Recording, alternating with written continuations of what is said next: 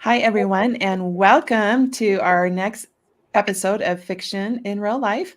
My name is Heather Moore, and I'm here with Jennifer Moore and Julie Daines. We're missing Jen Geigle Johnson today. And we are wishing everybody a happy upcoming St. Patrick's Day. So, we do have a fun giveaway, and the way you enter is if you just comment on one of our posts, whether it's on Facebook or YouTube. And after we just usually give it a few days and then we'll pick a winner. So this is the prize is Jennifer Moore's book, Always Twas You. Do you want to tell us a little bit about it, Jen? Yeah, I mean, it's a contemporary romantic suspense book set in Ireland. And I mean, I wrote it 15 years ago or something, and I don't know, feel really proud of it. It's fun. It's a fun little adventure.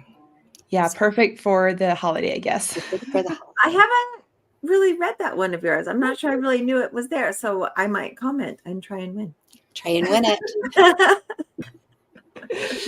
We'll have to do a rant. Well, I think our choices are usually random anyway, but we'll have to make sure we avoid Julie, right? She wins.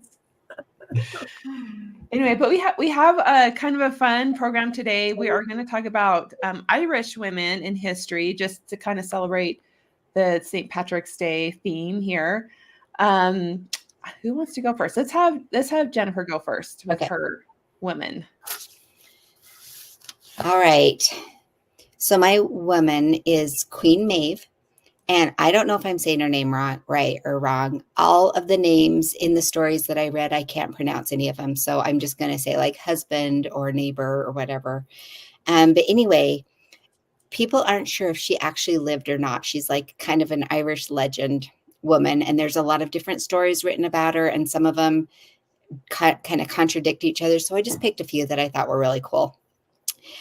She probably lived between 50 BC and 50 in the common era. So anyway, so like somewhere around Jesus's time is, I don't even know how to say that better. Turn of the century, but not the century, turn of the millennium. I don't know what you call it. Anyway, she's described as a fair-haired wolf queen whose form was so beautiful that it robbed men of 2/3 of their valor upon seeing her. And I don't know how you measure valor in thirds or whatever, but fair-haired wolf queen, I just thought she sounds just really cool and really beautiful and legendary. And she had different husbands through her life. And she had some criteria that they had to meet. They had to be without fear, meanness, or jealousy. And so one of the stories, this is a story that I thought was kind of funny, is she consulted a druid. She had 7 sons. She consulted a druid and asked which one of her sons would kill, here's one of the names. I'm going to say Conchobar. I don't know if that's the real name. I'm sorry, but that is her enemy. And the druid's like, oh yeah, it's going to be one of your sons, and it's going to be your son named Maine. And none of her sons were named Maine. So she changed all 7 of her sons' names to Maine. So one of them could kill Conchobar. And one of them did, but it ended up being a different Conchobar than the one that she thought he was going to kill. So anyway, the prophecy came true, but in a different way. I thought it was cute that she's like, all right, we're changing everybody's name now because, one of you needs to do this. Then here's the other story I'm going to tell about her. And this is what she's most famous for. This is the story of the brown bull of Cooley. This bull was the largest and fiercest and most virile bull in Ireland. It lived on the Cooley Peninsula, and I don't know where that is. So somewhere that wasn't in Maeve's neighborhood or lands or whatever. So anyway, she and her husband had an argument because she thought that they should have an equal amount of everything.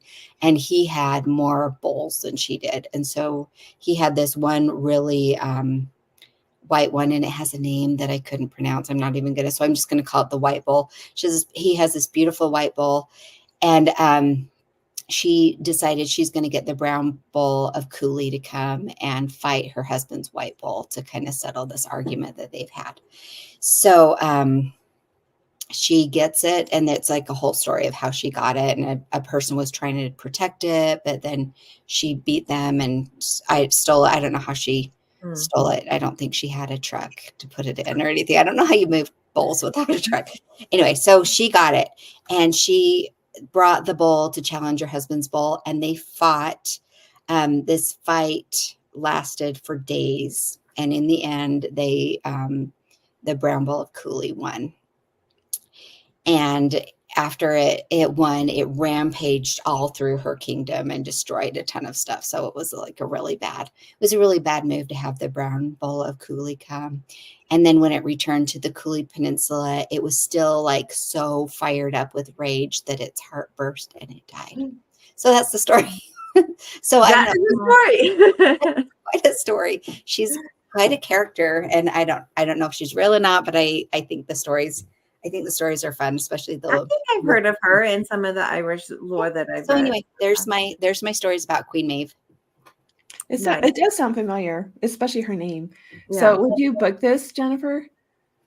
Yeah, I love it. I probably just as a legend, because I can't imagine writing a story about a bull fighting another bull and everything. That's not really my thing, but I could imagine characters talking about the legend and maybe comparing somebody, and they could say, I am robbed of 2/3 of my valor, so you're like Queen Maeve. So. Right. Yeah, there's some cool stuff in there. What about you, Julie?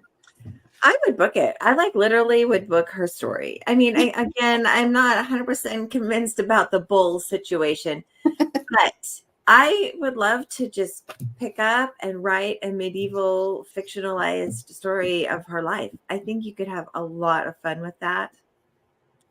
Yeah, definitely book it. Yeah, I think it would be fun, but I probably wouldn't book it just because when Jennifer is talking through, I thought this feels like just a little bit of embellishment would make it into like this huge fantasy series, which would just be, which would be super cool. But I just don't know if I would have like the writing chops, to do that, because I don't read or watch enough fantasy maybe either. But that does sound really interesting, especially her just changing everybody's names. I like that. I like if you're queen, just change all your kids' names. Mm-hmm. Let it be done. Let it be written, so let it be done. Yeah. Anyway, so I'm going to go next. I have a kind of a story that is about a woman named Lady Mary Heath, and she is Irish, and she was kind of like a woman that did a lot of stuff. It's very interesting. So one thing that she's known for is, well, first of all, she was actually raised by her grandparents because her dad killed her mother when Mary was like 1 year old, was a little kid. So she had kind of a traumatic childhood, but she becomes. So did her dad go to jail? I assume. It didn't say, but it says she was raised by her grandparents. Okay. So, but anyway, so she becomes an athlete and also a pilot, and she actually goes to the Olympics for track and field. One thing that was kind of her biggest nemesis is she got all the qualifications to fly commercial, bigger commercial, this was like in the 1930s and probably like late 20s and 1930s, is that she was qualified, but they wouldn't let her because she was a woman. And so, so one of her biggest heroes was actually Amelia Earhart. So they were kind of flying during the same era. So that kind of gives you an idea. She was married 3 times. Her second marriage was how she got her lady title. So she did have a title of lady. And her second marriage was to Sir James Heath, and he was 45 years older. Oh, no. Anyway, so yeah. But she had kind of a big accident. She was flying, let's see, it says that she made a really bumpy landing, and she hit her head pretty hard, but she recovered. And then down the road, the way she died, I'm just looking at, it says that. So it was actually in the national air races in Cleveland. And this was in 1929. And she had a crash landing and she got pretty injured, but she did recover. But they feel like that injury actually led to her dying later of a blood clot, which was like 10 years later, because she fell off a tram car 10 years later when she was 42. And they feel like that she would have been fine if she hadn't had the previous. But the interesting thing is I've actually done some research on the National Cleveland races. After World War I, you had all of these pilots that knew how to fly, but there weren't like really jobs to fly unless you're like a mail carrier. And commercial airlines were just starting to kind of be a thing. But so what they would do is they would do races, and that's how they earn money, or they do barnstorming, which is just like stunt flying. And so it's interesting that even though she was from Ireland, that she'd come over to America and do the races, and it was really just a way to earn money. And also you got miles, more miles and more qualifications to do that. But definitely a very interesting person. As far as like me booking it, I don't know. It might be interesting. I'd have to like dive more into what her history, and if I feel like her story was had enough chops to like have a whole book and to keep people's interest, because she has like a couple interesting things, but I'd have to like figure out her character. So I probably would be interested maybe in doing it if the research maybe had showed a really good story in there. What about you, Julie? What do you think? Well, I think in this case, I probably would not book it. And mainly because it's so modern compared to what I normally write that I think I would love to read this story, but I'm not sure that I would be willing to tackle the work of writing this story. Yeah, that makes sense. What about you, Jennifer? Yeah, I think I'd book it. I love the idea of a woman pilot. Like Heather, you just wrote a book about women pilots. I don't know. And it kind of reminds me of my grandpa. He was a pilot, kind of in World War II times. So the stunt flying, I've seen old videos that were taken on, with that. And there are like people standing on the wings of the airplane, wrestling or doing tricks or doing handstands. And that would be a cool story to tell about some lady. I don't know how I would research it or whatever, but I think I would like to learn about that. Yeah. Yeah. Awesome. Well, we have some differing opinions, but I think it's good. What about you, Julie? Who did you pick to feature Okay, today? so I picked this Irish lady, and as Jen already mentioned, it's like impossible to speak Irish. Gosh. But luckily her name is Margaret O'Carroll. And she was born in the early 1400s, and she was a queen of this county in Ireland. So here's the thing. She is actually known as the Queen of Hospitality.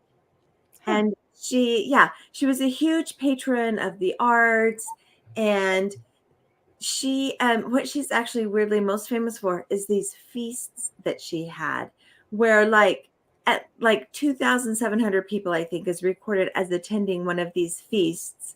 And it sounds like, oh, okay, a big dinner, that's no big deal, but like she would arrange everything. They would line the streets with huts and houses and build stuff and tables to host all these people. And then she arranged for like the chroniclers and the poets and the genealogists to all come to this feast, so that all the other chieftains and all the people that attended could catch up with their like genealogy and all of this stuff. So it was not just like she had a big dinner, it was a huge event, right? So that's how she kind of got to be known as the Queen of Hospitality. And she did all this great stuff for Ireland. She had bridges built, she had churches built, she really promoted the arts, and she had highways repaired, she had books like for the Catholic Mass, she had a bunch of those made. I mean, she just really kind of did a lot of stuff. And I guess the reason that I really I don't know, I guess the reason that it stuck out to me is that instead of this woman coming along and pushing the boundaries of, against men, of all the things that she couldn't do, she took the realm that she lived in and really did some amazing things with what she could do. Mhm. I mean, obviously, not being a lower class woman, she had a lot more privilege to make all this stuff happen. But she used her opportunity as a queen to just really, I don't know, do good. I just kind of like that about this story, is that instead of, I mean, because as we've been looking at all these women for Women's History Months, it's always women, you know, well, why can't I do that? And then they push against it, which is great Mhm. because you would never have progress. I mean, all of that is amazing. But I just liked this story about Margaret because it's a person working, just making the most of what she can do. I don't know. Does that make sense? That just kind of hit Yeah. me as something kind of nice to talk about also. Yeah, that's awesome. Would you book it, Julie? I would book it. I mean, I love medieval stories. And since it's from the early 1400s, I mean, there's not that much, that's already known about her. I mean, you could really write some great stories, I think. Yeah, that's Yeah, I awesome. think she Yeah. had like a couple kids, and she also bargained for she made a huge pilgrimage to Spain, and on the way back, she stopped and bargained for some prisoners of war. I mean, she just really did a lot of great stuff. Awesome. What about you, Jennifer? Yeah, I like it. And I like what you said. You don't have to be like a warrior or, you know what I mean, to be a hero. She was kind of she just did something. And just the idea of having a feast, called it a feast, for over 2,000 people just makes me like when I had Thanksgiving at my house this year, and it was like I almost needed to be sedated afterwards. I was so stressed out. So man, what a woman to handle that and to make the world wonderful in the way that she could. That was a cool story. Yeah, I really liked it too. I think I would book it as if I ever wrote medieval, but I wouldn't book it if I don't know, because that would be a lot of research for me. But I do like how she like helped with her and within her community. Like she was helping people, like having that big feast, she was giving all these people jobs. I'm sure, people that she was buying the cattle from and the different, the farmers to grow the crops. And so she was like elevating her community to do that kind of stuff and honoring poets and probably musicians and stuff. So, and bringing the community together so that she doesn't have to deal with war down the road. So, yeah, I really like that story. Well, thank you everybody for joining us today, and we hope you have a great Irish weekend. It's on Sunday, right? March 17th. Yeah, so just as a reminder, we do have a giveaway. It is Jennifer's book, Always 'Twas You. And all you have to do to be entered to win is just comment on one of our posts with this podcast. We'll announce the winner in a few days. And we always love hearing from you. We love to have stories come in. Sometimes it takes us a little while to put an episode together because we want to get stories that are kind of like-minded. But if you have anything you want to share from family history or maybe the town you grew up in or something in the past that's kind of a cool story, we'd love to hear it. Anyway, thanks again. This has been Fiction And Real Life. happy See you St. later. Patrick's Day.